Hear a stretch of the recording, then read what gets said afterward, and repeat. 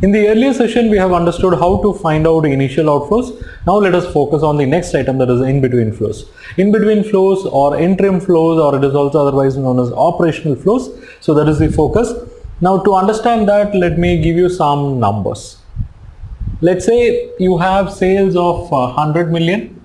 So sales is not the appropriate indicator to measure the viability, because from sales you have to meet various set of expenses. Let's say your expenses are 70 million and you have profit before tax of 30 million.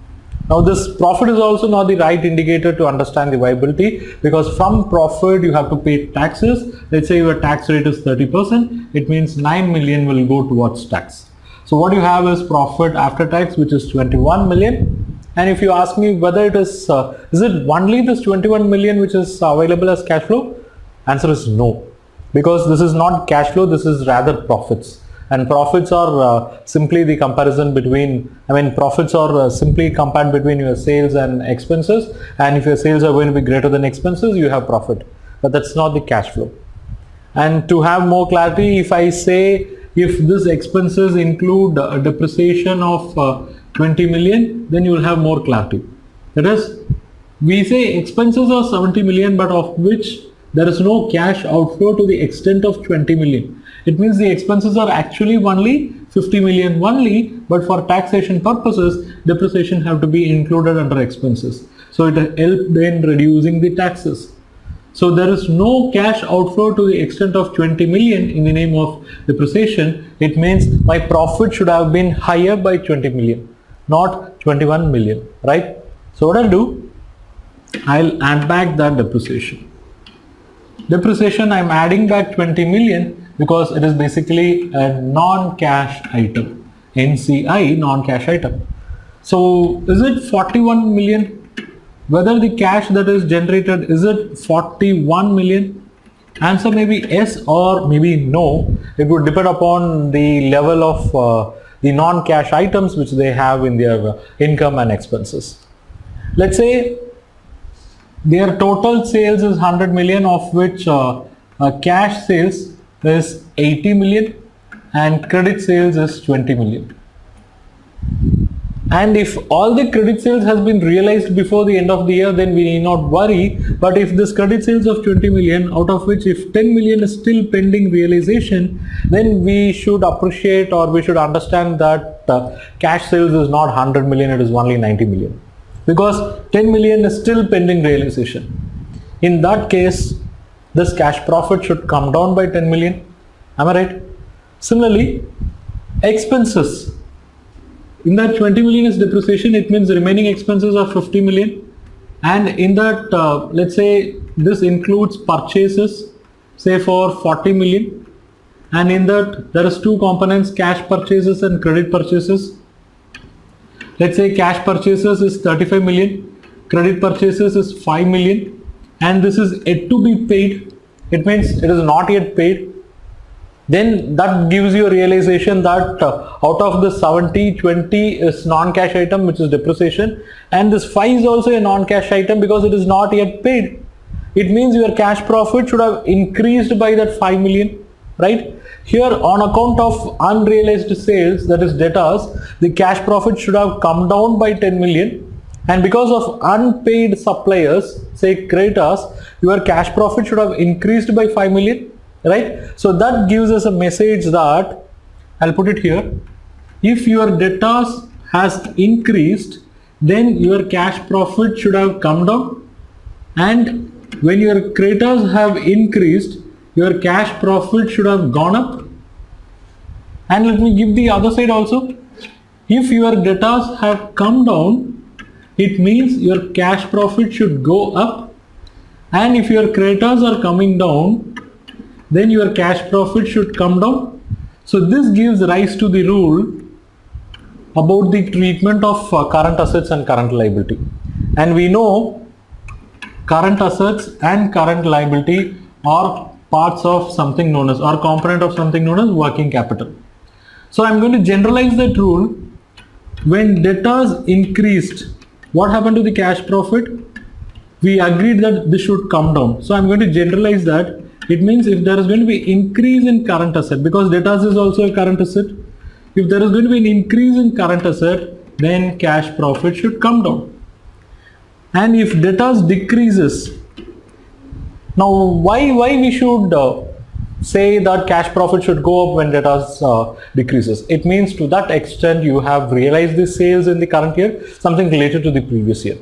So this will not get captured in your sales, but you have realized that money. Okay, so in that angle, when debtors is coming down, it means cash profit should go up.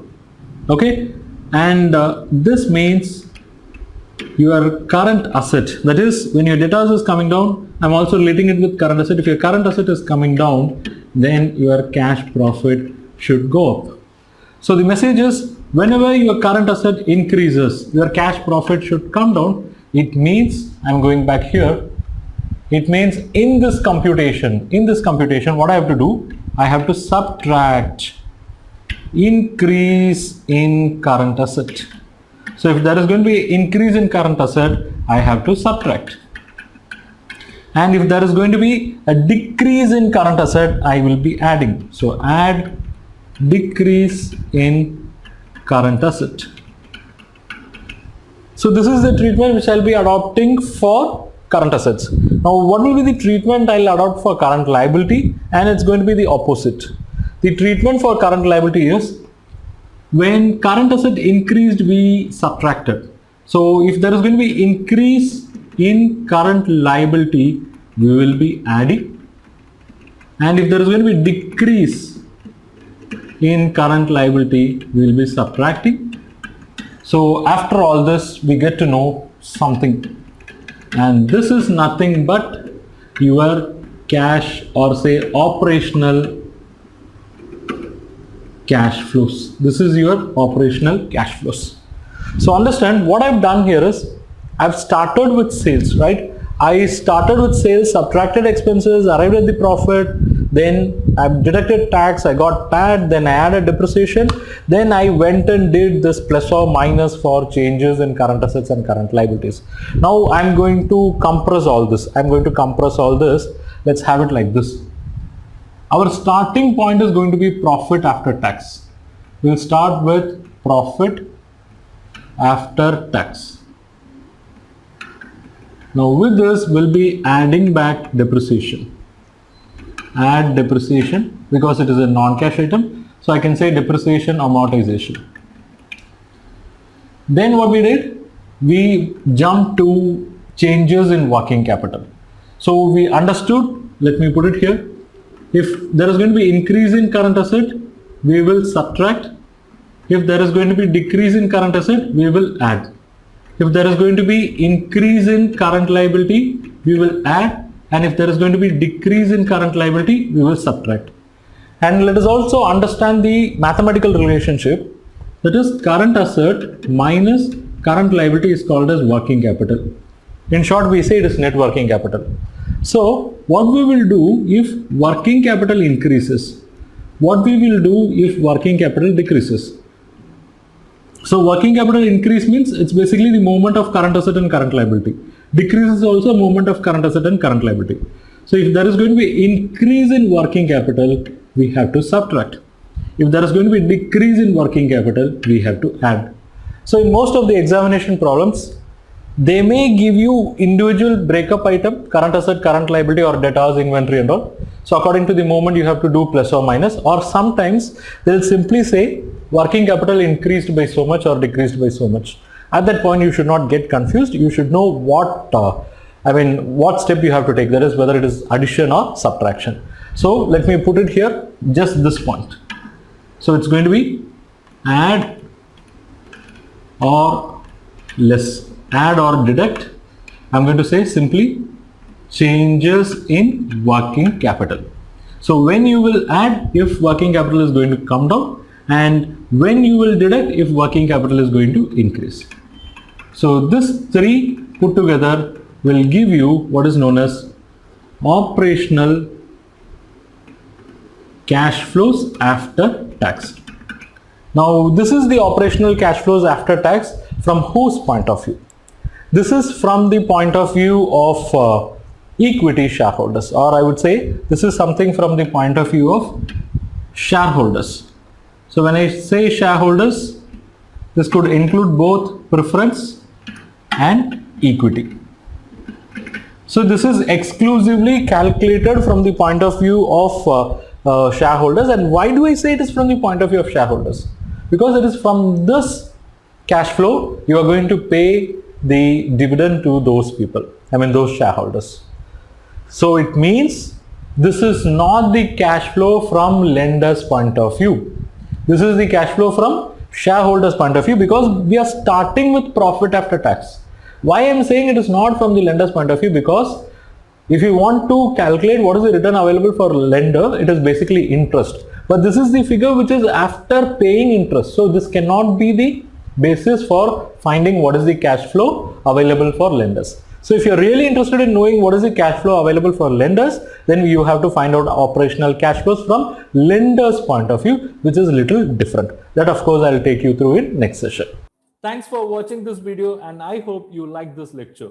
If you wish to learn more on the areas related to this topic, check our comprehensive course. I have shared the details and link in the description below.